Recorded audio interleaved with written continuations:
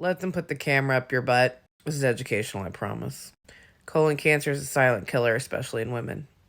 Colonoscopies are not scary. You're building it up in your head, and let me walk you through it. The day before, you get a big jug full of something that tastes like cold sweat. I think it's some sort of saline solution with a laxative. It's better drink cold. Keep it in the fridge. Add Crystal Light to it. Some people don't tell you can do that, but you can. Don't eat anything after 6 and chug. You will spend the next 4 to 6 hours in the bathroom, on and off. Don't make plans. Then the next day, make sure you make your appointment very early. You do not want to go through all that and then have an appointment at 1 p.m. and can't eat until then. They get you in the gown, they give you nice warm blankets, they give you a shot of, I think it's Proferol, but I could be wrong. They put you into twilight. So you're like half awake, half asleep. They have to do that. While they're in there, they will zap everything that they think is a problem, and they will take samples if they see things that they think are problems. My mother's tumor looked like green snot that was stuck to the sides of the walls of her colon. I didn't even think of that as being a tumor, but apparently it was. When you think of a tumor, you think of a lump. You think of a mass. You don't think of green slime. Then afterwards, you fall asleep, you wake up in a different room, and they don't let you leave until you fart. And that's it. Most insurances cover it completely because it's preventative. Every 5 years.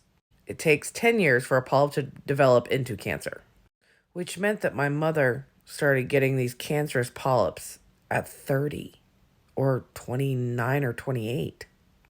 My mother had to get many feet of her colon removed.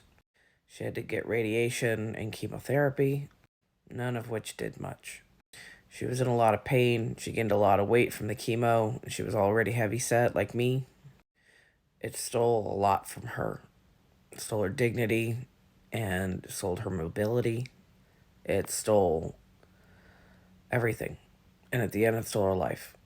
There were a few signs that we didn't think about until it was all over. Like, oh my God, that was cancer. And we didn't even think about it.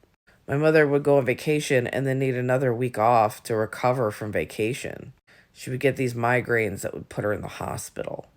And the guys at the hospital would tell her that there was nothing wrong. These little tiny signs that once you built them up made us realize, oh my God, she's been sick for a long time and nobody noticed. If you have a family member that always seems sick, maybe they need to be checked out further. Don't discount them. Not everybody is a hypochondriac. Malpractice is a big thing. My mother had her gallbladder removed a few years before they found her cancer. You're telling me you did all this testing, you opened her up and everything, and you couldn't see one sign that there was a possibility she had cancer? I find that hard to believe. But women's pain is usually ignored. And we are told that we are overreacting.